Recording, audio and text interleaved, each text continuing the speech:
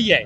अब उस रोड सौंदर्यीकरण के आड़ में उस रोड को बेच दिया गया है। पार्किंग का एक नाम देके उन्होंने उस जगह को घेर लिया। जो ठेला कुमचा लगाते हैं उनको अतिक्रमण के नाम पर हटा दिया जाता है।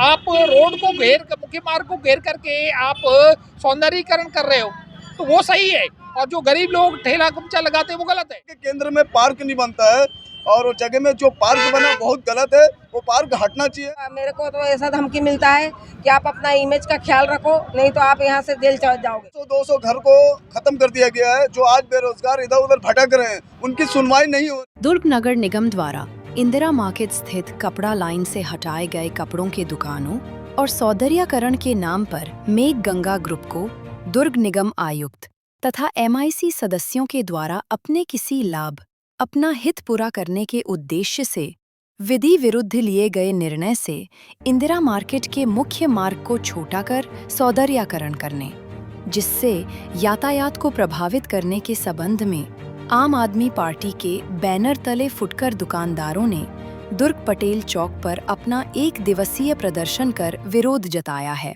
इस दौरान उन्होंने जिलाधीश के नाम ज्ञापन सौंप अपनी शिकायत दर्ज कराया।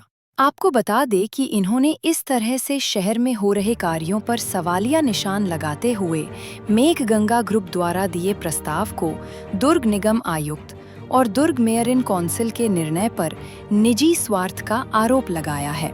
आपको बता दें कि प्रस्ताव में मेघ गंगा ग्रुप के फाउंडर मनीष पारख को शहर के रोड चौक चौराहा को विकसित करने एवं सौंदर्यीकरण करने हेतु सहमति प्रदान की है, जिसके निर्माण की लागत उनके नौत द्वारा वहन की जाएगी।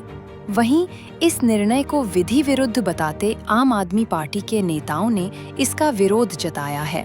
साथ ही उन्होंने आरोप लगाया है कि एक तरफ मेघ गंगा फाउंडेशन को शहर के सौंदर्यीकरण का जिम्मा सौंपा गया, वहीं दूसरी तरफ मेघ गंगा की दूसरी फर्म एविश एडुकॉम के सामने अवैध निर्माण पर दुर्ग निगम आंखें मूंद कर बैठा है। देखिए और क्या कहा उन्होंने। ये इंदिरा मार्केट पुराना बस स्टैंड के पास सौंदर्यीकरण के नाम पर रोड को घेर लिया गया है। हमारा सवाल है दुर्ग महापौर मैडम से कि कौन सा कानून कहता है कि आप सौंदर्यीकरण के नाम पर आप रोड को घेर लो। दोनों तरफ अगर आप कैलकुलेट करोगे तो 20 फीट से 24 फीट रोड को घेर लिया गया है। एक्चुअल इसके पीछे कहानी दूसरी है। मेघ गंगा ग्रुप है, उसके जो मुखिया हैं मनीष पारख जी, उन्होंने एक प्रस्ताव दिया MIC को, आयुक्त महोदय को दिया। आयुक्त महोदय ने 20-22 दिन के अंदर उसको MIC के अंदर रख दिया और वो प्रस्ताव पारित हो गया, विधि विरुद्ध हुआ है। कोई भी कानून जिलाधीश महोदय, आयुक्त महोदय, पुलिस अधीक्षक महोदय कोई भी ये बता दें कि कौन सा कानून कहता है कि आप रोड को घेर करके सौंदर्यीकरण करो। एक्चुअल इसके पीछे डील हुई है।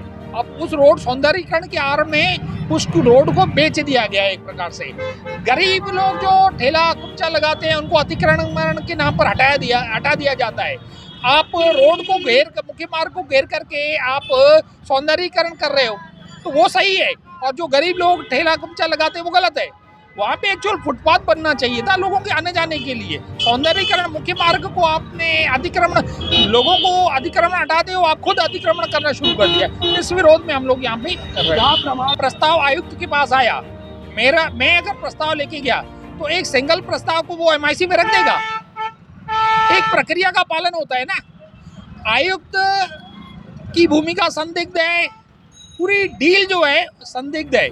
आप उस जगह पे जाकर देखो, मैंने बताया 24 फीट रोड को घेर करके वो किया गया है, रोड सौंदर्यीकरण किया गया, स्पष्ट दिखता है। वहाँ पर छोटी छोटी दुकानें लग के व्यापार वहाँ होता था, तो वहाँ पहले तो बोला गया कि इसके पीछे में जो जगह है वहाँ पर मल्टी लेवल पार्किंग बनाया जाएगा, और ये मल्टी लेवल पार्किंग का एक नाम देके उन्होंने उस जगह को घेर लिया। पूरा दोनों साइड को घेर करके वहाँ पर रोड में बेतरतीब तरीके से शाम के समय वहाँ पर कार खड़े होती है और वो रोड को एकदम सकरा कर दिया गया, छोटा कर दिया गया। कारें खड़े होती है और बेतरतीब खड़े होती है, उससे रोड में जाम की स्थिति बनी है। आए दिन एक्सीडेंट होता है। सबसे पहली बात वहाँ पार्क नहीं बनना था, व्यापार के केंद्र में पार्क नहीं बनता है, और वो जगह में जो पार्क बना बहुत गलत है। वो पार्क हटना चाहिए और वहाँ पर जो व्यापार होता था बाजार का मतलब होता है भीड़ भाड़, व्यापार का केंद्र होता है व्यापार, वहाँ पर पार्क नहीं होता है, वो गलत तरीके से बनाया गया है। कम से कम 150-200 घर को खत्म कर दिया गया है, जो आज बेरोजगार इधर उधर भटक रहे हैं, उनकी सुनवाई नहीं हो रही है। जब से ये दुर्ग की महापौर बैठी हुई है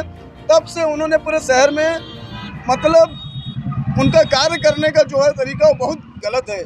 जो शहर में हो रहा है वो बहुत गलत हो रहा है। को 2000 वाले को कभी दुकान दिए ही नहीं और बार बार हम लोग को गुमराह किया गया कि आप लोग को दुकान मिल गया है। जब हम लोग बोले कि आप छानबीन करो और कहाँ दुकान दिए हो हम लोग को स्पष्ट रूप से बताया जाए और जहाँ पे दिए हो हम लोग को बता दिया जाए, तो ये बात हम लोग को आज तक गुमराह में किया गया।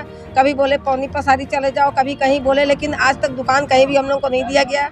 और उसके बाद में जब भी देखो तो निगम वाले आए दिन आके हम लोग को एकदम परेशान करते हैं। अगर एक मामूली ठेला भी लगा खड़े करते हैं तो उस ठेला को भी आके जब्त बना लेते हैं, सामान उठा के ले जाते हैं। और हमेशा मेरे को तो ऐसा धमकी मिलता है कि आप अपना इमेज का ख्याल रखो, नहीं तो आप यहाँ से जेल चले जाओगे। मेरे को इस तरह का धमकी मिलता है। निगम वाले धमकी देते हैं हमको कि अगर आप ठेला भी यहाँ लगाओगे तो आप अपना इमेज खराब कर रहे हो और आपको यहाँ से जेल जाना पड़ेगा।